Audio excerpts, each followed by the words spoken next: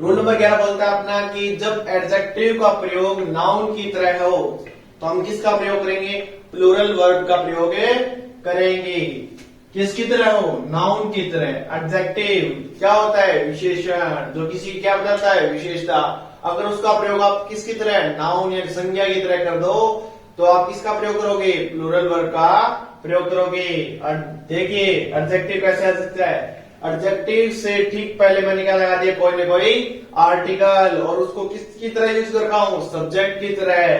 तो आप किसका प्रयोग करोगे? प्लूरल वर्ब का प्रयोग करेंगे। देखिए जैसे मैंने लिखा था पुअर, ये किसको बताता है? निर्धन व्यक्ति या गरीब व्यक्ति को। द रिच अमीर व्यक्ति, द ओल्ड बूढ़ा व्यक्ति, द यंग जवान व्यक्ति, द वाइज बुद्धिमान, द डेड मृत व्यक्ति, the strong, the weak, the honest, the honest, etc. ऐसे अगर आपके वाक्य के अंदर आ जाए, ये अगर सब्जेक्ट की जगह ले लें, ये होते क्या है? एडजेक्टिव होते हैं, लेकिन ये किसकी जगह ले लें? सब्जेक्ट की तरह। तो मतलब ये किसकी तरह काम करें? नाउन की तरह। तो एग्जांपल देखिए, the rich blank not always happy. क्या आएगा इसके अंदर?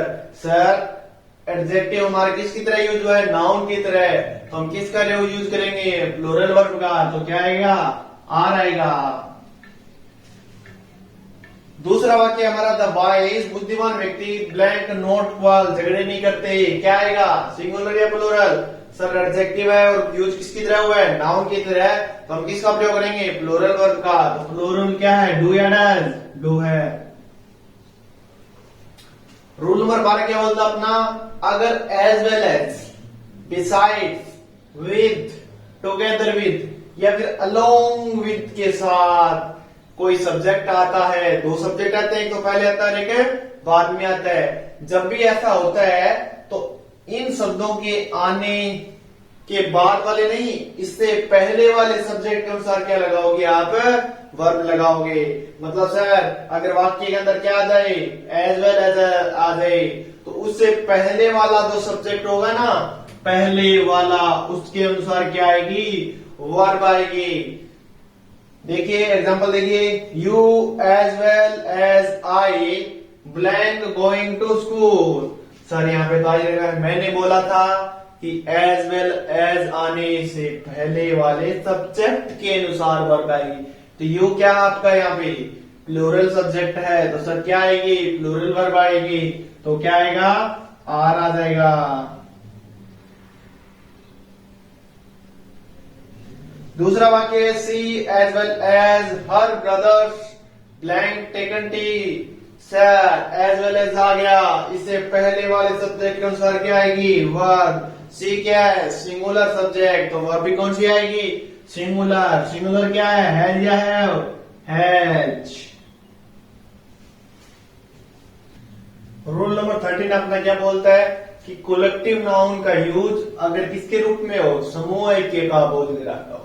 आर्टिकल के बाद अगर किसी समूह का बोध कराया जाए, अगर मैं पहले क्या लगा दूं? कोई ना कोई आर्टिकल लगा दूं और फिर इनमें से किसी वर्ड का यूज कर लूं या एक समूह का बोध कराने वाले वर्ड का यूज कर लूं, तो आप किसका प्रयोग करोगे? सिंगुलर वर्ब का प्रयोग करोगे। मैंने बोला था क्लास। क्लास क्या है? बच्चों का समूह है। Going for a picnic, picnic के लिए जा रहे हैं। सर कलेक्टिव नाउन, किसका प्रयोग? Singular verb. सिंगुलर क्या है सर? एज। दूसरा एग्जांपल मैंने बोला था, public blank a right to, लोगों को क्या है? जानने का अधिकार है। पब्लिक कलेक्टिव नाउन, पहले आर्टिकल का प्रयोग हो चुका है, किसका प्रयोग करोगे? Singular verb. क्या आएगा? हैज। अब इसी के अंदर एक स्पेशल नोट है कि सर पीपल भी लोगों का समूह के बारे में बताता है, पुलिस भी, कैटल भी, तो फिर इनके पहले हम प्लूरल वर्ब का यूज क्यों करते हैं? मैंने बोला इनके साथ मैंने आर्टिकल का प्रयोग नहीं किया ना, नहीं किया था। अभी किसी के साथ क्या कर दोगे? प्लूरल वर्ब का। ध्यान रखना, पुलिस, पब्लिक, कैटल, इनके पहले किसका प्रयोग होगा? प्लूरल वर्ब का प्रयोग होगा इनके बाद में। मैंने लिख दिया police blank searching the thief. Police blank searching the thief, police किसको ढूंढ रही थी? थीफ को। सिंगुलर या प्लूरल? सर आर्टिकल का प्रयोग नहीं किया, और ये तीनों हमने कलेक्टिव नाउन में नहीं पढ़े, ये हमने स्पेशल नोट में पढ़े हैं, इसलिए हम किसका प्रयोग करेंगे? प्लूरल वर्ब का क्या आएगा, आर आएगा। People blank happy at the news, लोग खुश हो गए न्यूज से। तो क्या है, लोग समूह है तो होता है, लेकिन इसके अंदर आर्टिकल का प्रयोग नहीं किया गया। और आर्टिकल का प्रयोग जब नहीं किया जाता तो हम किसका प्रयोग करते हैं, प्लूरल वर्ब का। और ध्यान रखना हमेशा और हमेशा कि पीपल हो गया, पुलिस हो गया, कैटल हो गया, ये ऑलवेज प्लूरल होते हैं। और जूरी है, अगर मूल कार्य मतलब जूरी का काम है, देखिए जूरी का मतलब होता है जज, उसका क्या होता है, काम होता है सजा सुनाना या निर्णय लेना। कमेटी का भी सेम ऐसे ही होता है। अगर वही कार्य है तो हम क्या करेंगे, सिंगुलर वर्ब। अगर मूल कार्य से भिन्न कार्य इन दोनों के बारे में दे रखा हो तो हम क्या करेंगे, प्लूरल वर्ब का यूज करेंगे। जैसे एग्जांपल के माध्यम से इनको समझते हैं। देखिए, the committee usually blank their hand to vote yes. Committee क्या सामान्यतः हाथ उठाती है वोट के लिए, कमेटी तो नहीं उठाती ना, कमेटी के लोग उठाते हैं। तो क्या आएगा, रेज आएगा, रेज आएगा, सॉरी राइज आएगा, राइज आएगा। इसके अंदर क्या आएगा, खुद के काम से भिन्न काम करवा रहे हैं तो हम क्या करेंगे, प्लूरल वर्ब का यूज करेंगे। हमने लिख दिया रेज, राइज।